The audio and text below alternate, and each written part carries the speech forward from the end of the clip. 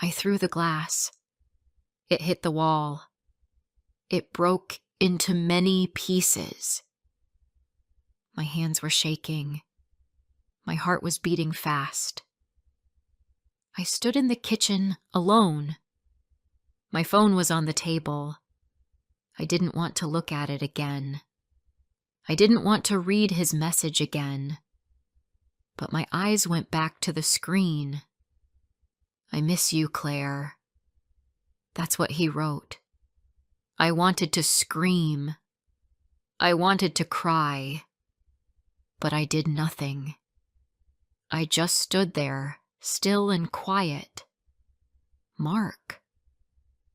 That name still made me feel something. Not love. Not anymore. But something cold. Something hard. I walked to the sink and turned on the water. I washed my face. The water was cold, but I needed it. I needed to wake up. I needed to remember who I was before him. Mark was not my first boyfriend, but he was the first man I loved with all my heart, and he was the first to break it. I met him at a friend's house. It was a small party. I wore a yellow dress. I felt happy that day.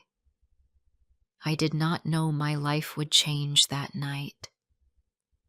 He looked at me and smiled. "Hi, I'm Mark," he said.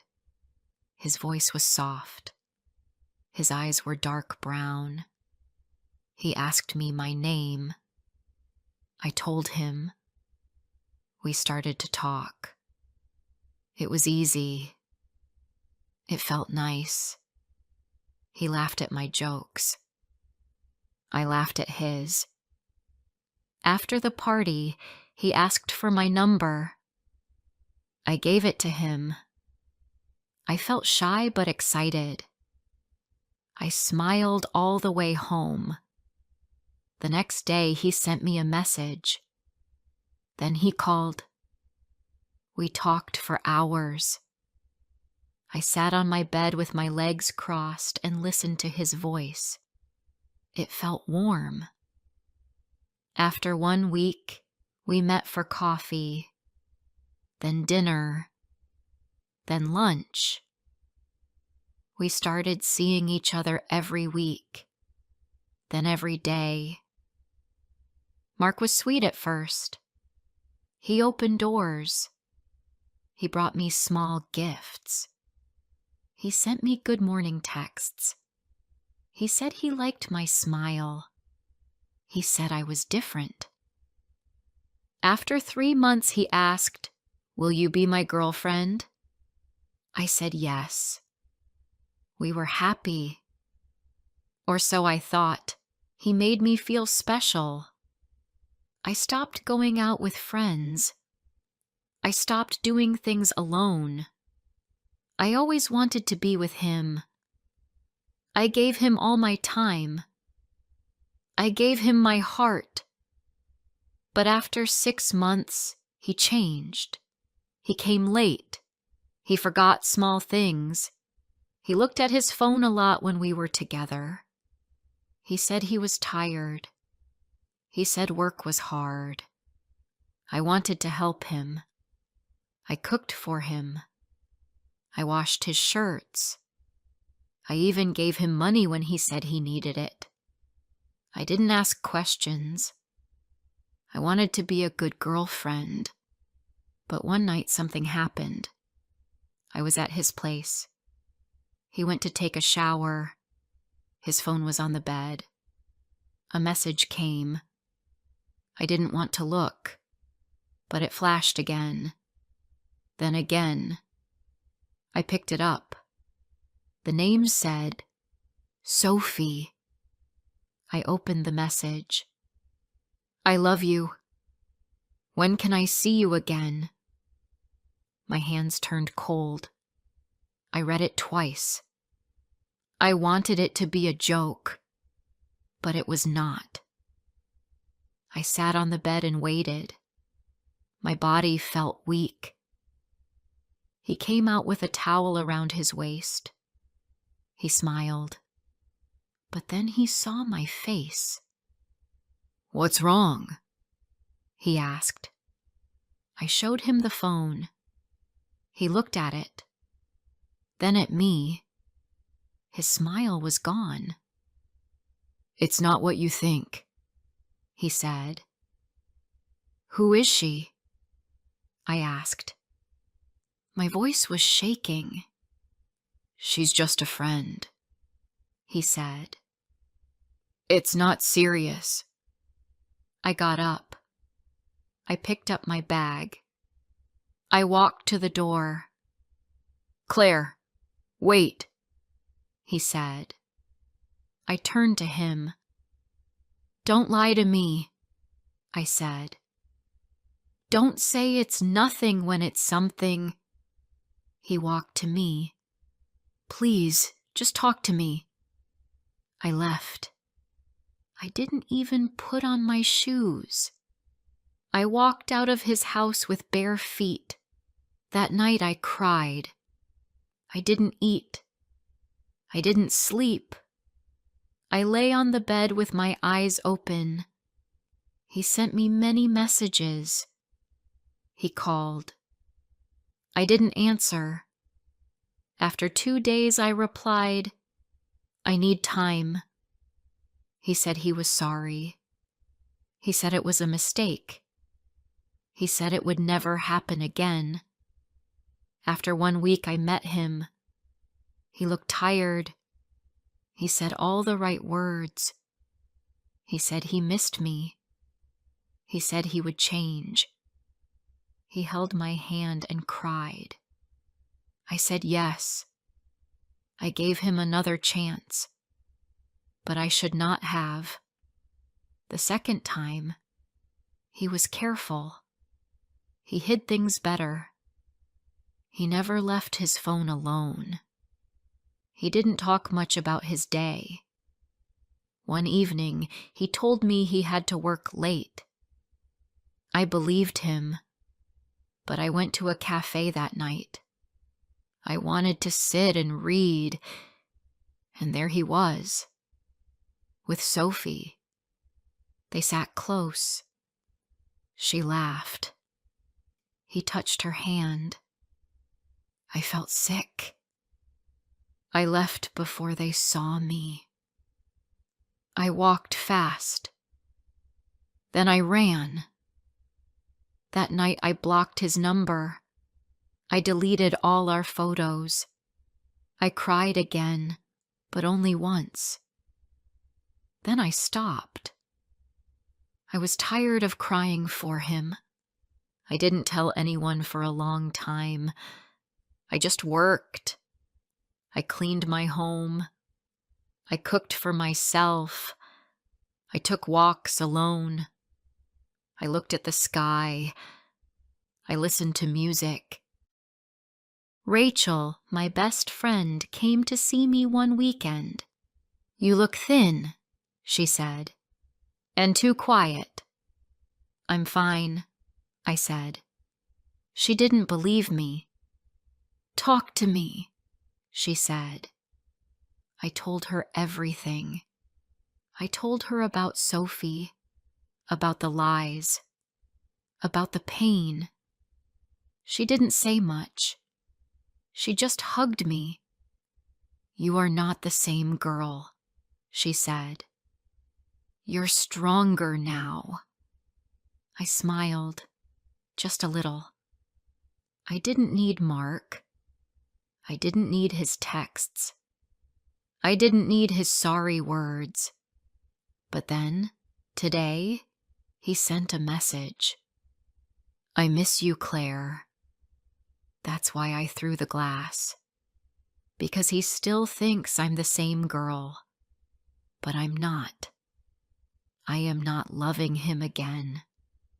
Before I share the rest of my story, I need to know, where are you listening from? Knowing someone hears me, understands me, gives me strength. The next morning, I opened my eyes and looked at the ceiling. It was quiet. I stayed in bed for a few minutes. Then I sat up and looked at my phone. There were no new messages. Just the old one from Mark. "I miss you, Claire." I stared at it for a moment. Then I deleted it. I didn't want his words in my phone. I didn't want them in my head. I got up and made some tea. I sat by the window and looked outside. The street was quiet. A few cars passed. A woman walked her dog. I took a deep breath. I felt tired, but I also felt calm. Last night was not easy, but I was proud of myself. I didn't reply. I didn't call him. I didn't cry. After breakfast, I put on my shoes and went outside. The air was cold, but the sun was bright. I walked slowly to the park. I needed to move. I needed to clear my head. I passed the small store on the corner. I passed the cafe where Mark and I used to go. I didn't stop. I didn't look inside. At the park, I sat on a wooden bench near the trees. The leaves were yellow and red. It was a nice day. I watched people walk by. Some had coffee in their hands. Some pushed baby strollers. Some laughed and talked. I sat there, quiet. I didn't check my phone. I just looked at the world around me.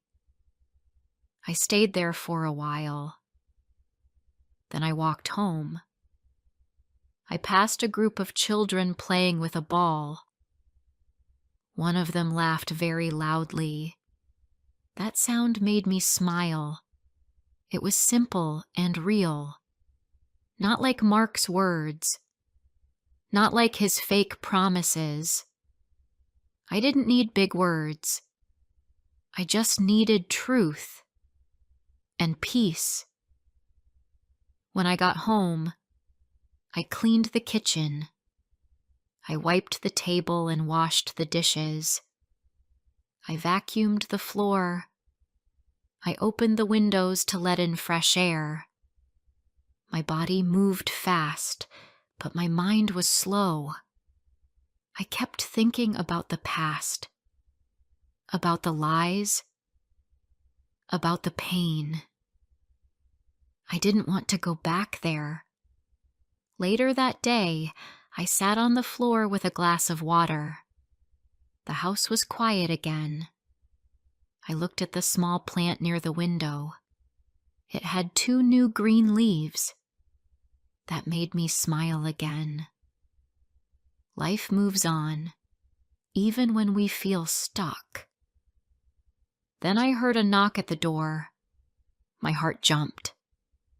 I stood up slowly. I walked to the door. I opened it just a little. It was him. Mark stood there, holding his phone.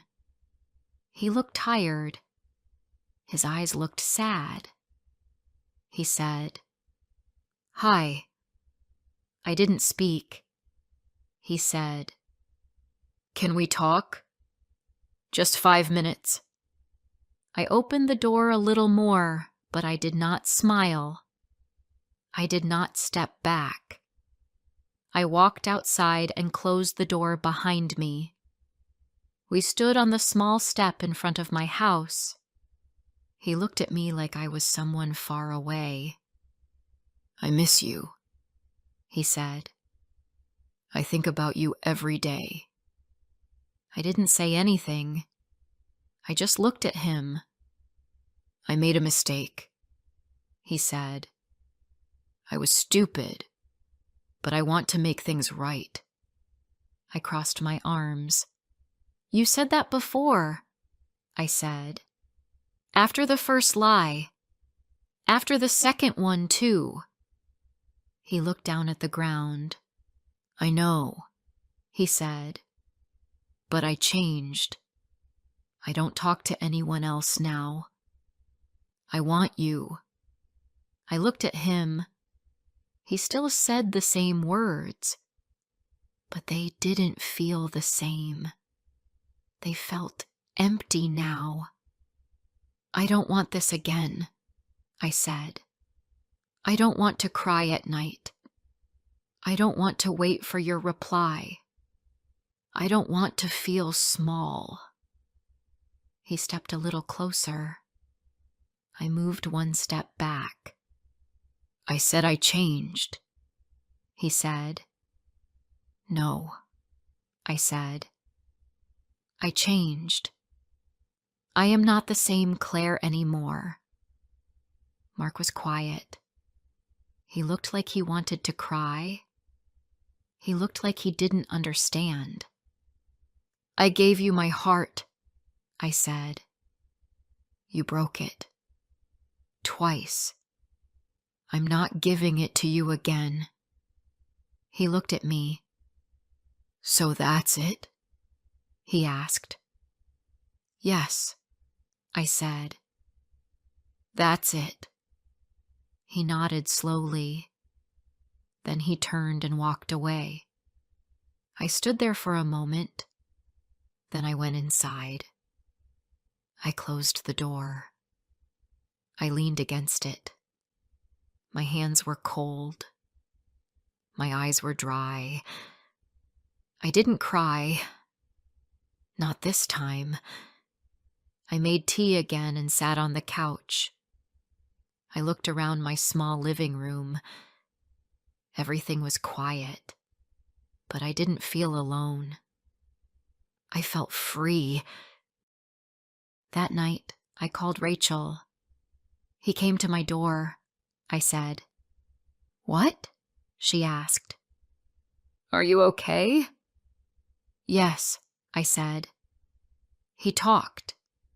I listened, but I said no. Rachel was quiet. Then she said, Good. I'm really proud of you. Thanks, I said. The next morning, I put on my favorite blue sweater. I went to work. I smiled at the bus driver. I bought a sandwich for lunch. I said hello to my coworker. I even made a small joke at the office. It was a normal day, but it felt good. At lunch, I sat outside. The sky was clear. I watched people walk past. I looked at the trees. I felt calm. Mark didn't message me again. He didn't call. He didn't come back. And that was good, because I didn't want him back. Not even a little. I didn't need to say it again, but I did in my heart. I'm not loving him again. A few weeks passed. Mark didn't call me again. He didn't send a message. He didn't come to my door. And I didn't wait. I didn't check my phone at night. I didn't look out the window. I didn't think about him every hour. Life felt simple again. Quiet, but not lonely. I started walking more. Every morning before work, I walked to the park near my street. The air was fresh. The birds were loud. I saw the same people every day. A man with a red cap who walked fast. A woman with 2 small dogs. A boy on a bicycle. I liked seeing them. They didn't know my name, but they felt familiar. At work, I stayed busy. I smiled more. I talked to people again. I didn't try to hide my feelings.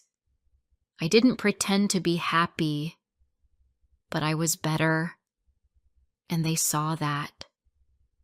One Friday after work, Rachel called me. "Let's go out," she said. "Just food and talking." I said yes. We met at a small place with simple food. We sat near the window and shared a big plate of fries. Rachel talked about her job. I told her about my walk in the park. We laughed. It felt easy. Then Rachel looked at me and smiled. "What?" I asked. "You look like yourself again," she said. I smiled too. Later that night, I walked home alone. The air was cold, but I liked it. I looked at the stars. I thought about everything, not just Mark. I thought about my life, what I wanted, what I didn't want. At home, I made tea and sat in bed. I didn't turn on the TV. I just sat in the quiet and drank slowly. I felt proud. I didn't go back. I didn't fall again. I chose peace. One Saturday, I saw someone new in the park. He was tall and wore glasses. He sat on the same bench every morning. He had a book in his hand but didn't read much. He looked around a lot, like me. After a few days, we nodded at each other. Then we started saying, "Good morning." One day he smiled and said, "Cold today, isn't it?" "Yes," I said. "But the sun helps."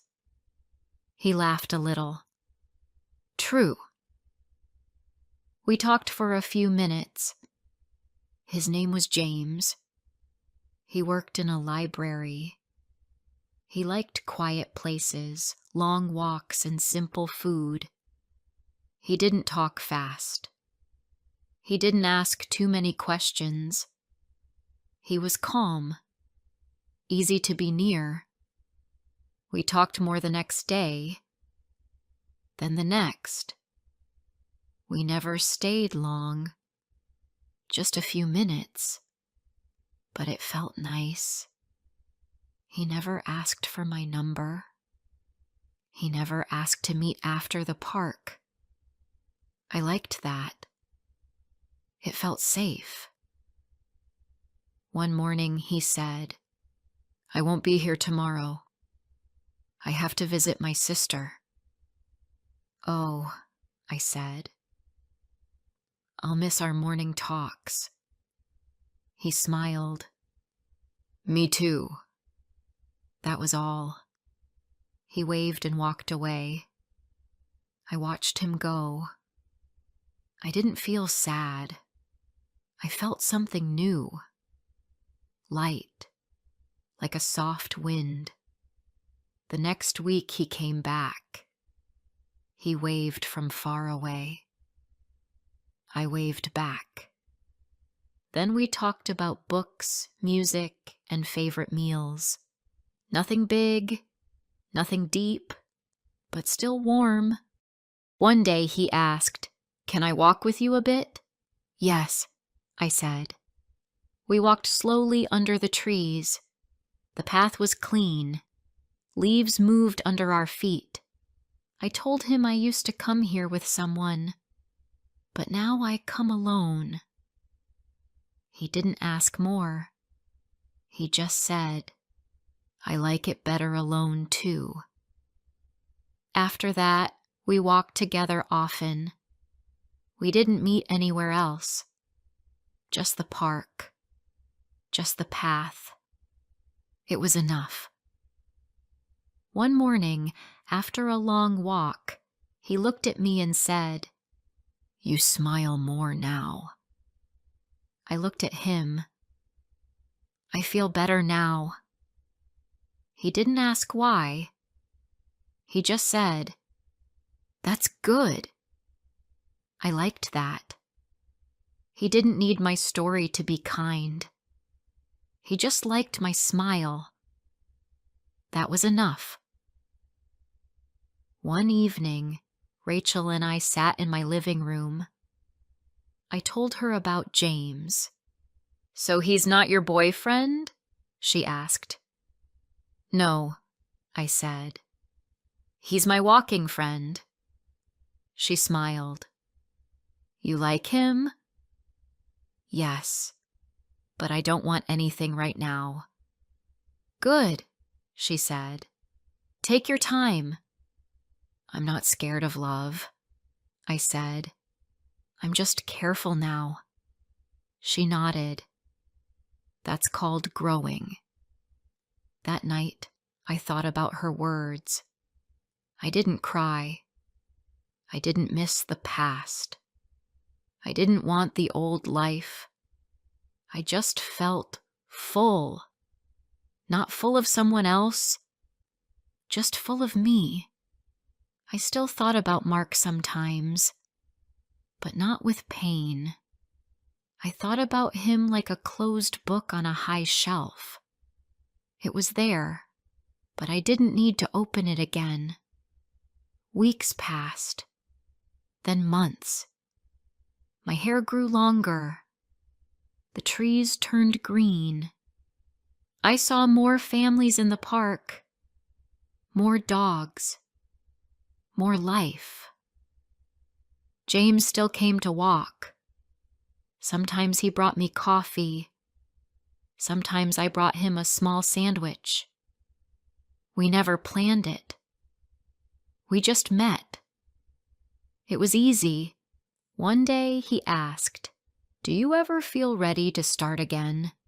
"Sometimes," I said, "but not yet." He smiled.